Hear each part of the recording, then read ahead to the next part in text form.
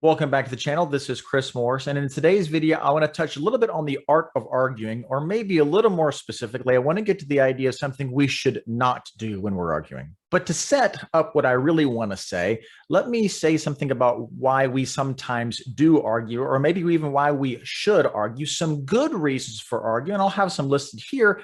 Perhaps number one, that we are really passionate about truth. Human beings by nature care about knowing and knowing truth. And I think that's a good reason that we should explore differences of opinion to try to get to what really is true.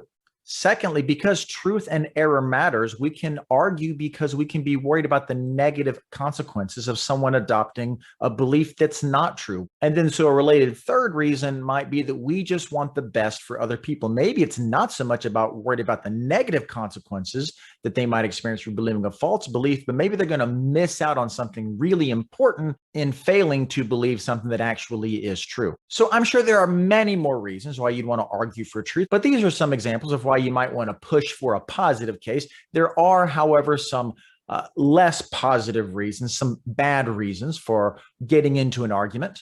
Among them, again, might be something like being afraid of being wrong. Sometimes we just believe what we believe so deeply, we don't want to be challenged because it's a part of who we are. And so on a related note, perhaps not only are we afraid to be wrong, but when someone disagrees with us, we can feel personally attacked. And so we start defending this idea, not so much because we're concerned about the idea, but because I feel like that they have said something negative about me, and that needs to be defended.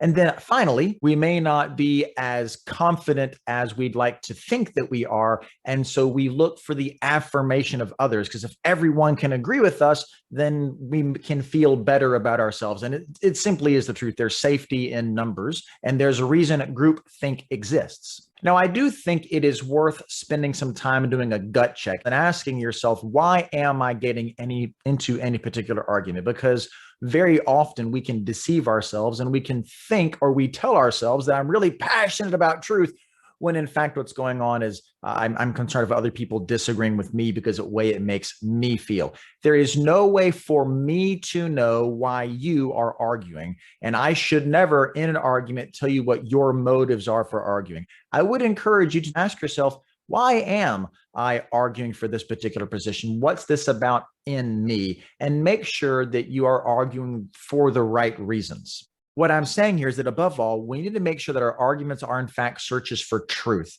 that we value honesty and truth above everything else. Let me say that again. Honesty and truth must be our highest values. So if we are going to criticize and try to correct what we see to be error, above all, we must do so with an open and honest heart. So that gets into the big thing that I really wanted to address today. When we argue, never argue dishonestly, or more generally, never argue without honesty. Now, there's a lot of things we could say about how to be more persuasive in an argument, to try to bring people to our side of the aisle, if you will, try to convince people that we're right. There's plenty we could say, and perhaps we'll do videos on that, but that always has to be secondary. The primary thing we should always focus on is making sure that we're arguing, first of all, for truth, which is to say arguing honestly. And then second of all, that we are sharing the truth out of love rather than simply a desire to be right. So Proverbs, not surprisingly, speaks to this pretty clearly. Here's a few verses, for example. 9 verses 8 and 9 and then 12 says, do not rebuke mockers or they will hate you. Rebuke the wise and they will love you. Instruct the wise, they will be wiser still. Teach the righteous, and they will add to their learning. If you are wise, your wisdom will reward you. If you are a mocker, you alone will suffer. Or Proverbs 15:4 says, the discerning heart seeks after knowledge, but the mouth of a fool feeds folly. Or finally, let's take a look at Job, which is a different book in Old Testament wisdom literature. Job 42, verse 7, I think is a really important verse, not quoted often, says, God is speaking to Job's friends, says, I am angry with you and your two friends because you have not spoken the truth about me as my servant Job has. What these verses have in common is that a wise person is first and foremost interested in seeking truth. That is their passion, is knowing truth above all. One of the important implications of this for you and me is that we should never criticize a position we don't understand. Most of us, and I confess I'm guilty of this myself, think that if a position contradicts something that we know to be true, or it appears to contradict something that we believe to be true, we will tend to criticize that position on the grounds of the position that we already know, that we already understand. So we criticize their position based on ours. A classic example for this might be if someone comes to me and says that works are in some sense necessary for salvation, I might immediately be inclined to respond, but John 3:16 says that whoever believes in Jesus won't perish, but they have everlasting life, and therefore your position can't be true. It simply doesn't square. Now, in one sense, that's certainly true. John 3:16 does not square with the works-based salvation. But in another sense, I could be misunderstanding their position. And even if I've not, I certainly have run the strong risk of losing the ability to persuade them whatsoever to see things the way that I understand them. So what is the best way to make sure you understand a position you don't agree with? Well, the answer here is obvious, and it's just ask questions. Don't ask leading questions that you already know the answer to. Nobody likes that. It feels entirely dishonest because it is. If something in someone's position doesn't make sense to you, or it seems to contradict something that you hold to be true, rather than accuse them of being a heretic or calling them a blithering idiot, either literally or by implication, just ask them about it. Rather than accuse them of works-based salvation, simply say something like, I don't understand how your particular position is consistent with John 3:16. Could you speak to that for me? Something along those lines. What that's going to do is open a conversation up so to help you better understand their position and perhaps help them better understand yours as well. Questions are also going to be important when you're analyzing complicated theological or moral claims. So, for example, suppose we're discussing the Trinity. Very often, well-intentioned Christians, in attempting to explain the Trinity, will begin offering analogies. They'll want to say something like that the Trinity is like the way that a man can be a father and a son and a husband all at the same time and still be the same man.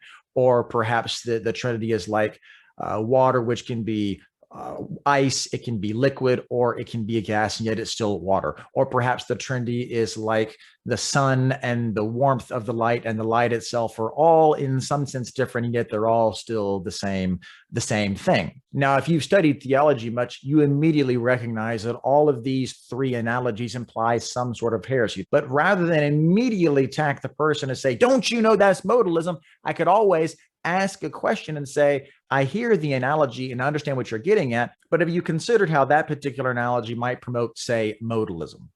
Again, questions like this are going to help you better understand their position, perhaps help them better understand their own position, and open a conversation going forward. A final way that asking questions about complicated issues is important is when you are arguing about a position you know you disagree with. In fact, it's probably more important here than anywhere else. Let me give you another example. Suppose you're not a Catholic, but you're discussing with a Catholic their doctrine of the Eucharist or transubstantiation, what we might call the Lord's Supper. Now, not being a Catholic, you probably believe that the Lord's Supper is a memorial. It's something you do in remembrance of Jesus's death, burial, and resurrection. But you probably also know that Catholics believe that in the Eucharist, the bread and the wine literally become the body and blood of Christ. Now, very often when I hear evangelicals have this conversation, they tend to go on attack with very poor arguments. And this really shouldn't be that much of a surprise, because whether you agree or disagree with the doctrine, the church has had over 1,000 years that they've been developing it. So they've heard every argument and nuance imaginable and have really thought it through. So as an evangelical, I might say, and I have heard some say, something like, well, that obviously can't be true, because if you put the wafer or the wine under a microscope, it's still going to just look like bread. It's still going to just look like wine. Or again, I might say, well, that can't be true, because this would mean Jesus is being sacrificed over and over again, and yet the author of Hebrews says he was sacrificed once for all. Or finally, I might say something like, well, that can't be true, because that would mean that Jesus's body was in thousands of places at one time. These are the sort of objections that not only are not persuasive, at least to the educated Catholic, but it makes it very clear that you have never studied the doctrine that you are criticizing. That is to say, if I make these kind of arguments, I'm simply not arguing honestly. I'm more concerned with defending my understanding of truth than I am understanding the position that I'm criticizing. Side note, by the way, I'm not just picking on evangelicals. I start with us because I'm an evangelical. I have heard Catholics do this. I have heard Orthodox do this. I have heard atheists do this. So there's not a problem limited to one particular flavor of Christianity. Anyway, back to our example. If we had asked questions rather than simply made assertions, we might have gotten answers along these lines. Yes, it looks like bread under the microscope, but that's only because the accidents remain even as the substance has changed. No, Jesus is not being re-sacrificed. Rather, we say his one and only sacrifice is being represented so that I might partake of that sacrifice here in the present day. Or to our third argument against Jesus being in many places at once, they might quote Thomas Aquinas at you and say, Christ's body is not in this sacrament in the same way as a body is in a place, which by its dimensions is commensurate with the place, but in a special manner, which is proper to this sacrament. Hence, we say that Christ's body is upon many altars, not as in different places, but sacramentally, and thereby we do not understand that Christ is there only as in a sign, although the sacrament is a kind of sign, but that Christ's body is here after a fashion proper to this sacrifice. So he's getting at the difference in a physical presence and a sacramental presence. Well, what's that difference, you might ask? Good question. It's one worth asking. No, I'm not saying, by the way, in asking these sorts of questions, that you have to entertain the possibility that, say, transubstantiation is actually true. As an evangelical, you have plenty of reasons within your own theology to think that it is in fact false. What I'm saying is if you're going to criticize it, you have to first understand what it actually is and what it actually says if your argument is going to have any meaning and have any weight.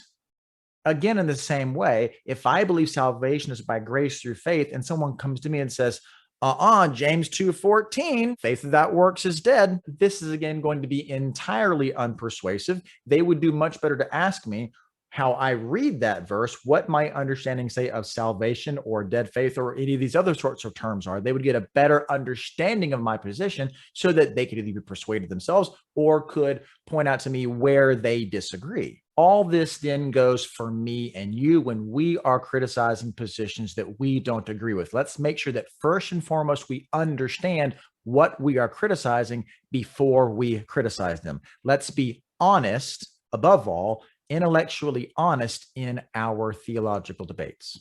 So thanks very much for watching. Leave any questions, comments, cries of outrage down in the comments below. Also, if you've not subscribed and you made it this far into the video, do so and then let me know in a comment down below that you have subscribed. I'm looking to do a celebratory Q&A when we get to 100. So let me know what question you would like featured. If you do, I'll try to give you a quick answer in the comments below, and then maybe we'll get that featured in our 100 subscriber Q&A celebration. Whether, though, you subscribe or not, whether you comment or not, above all, thanks again so much for watching. And until next time, may God richly bless you.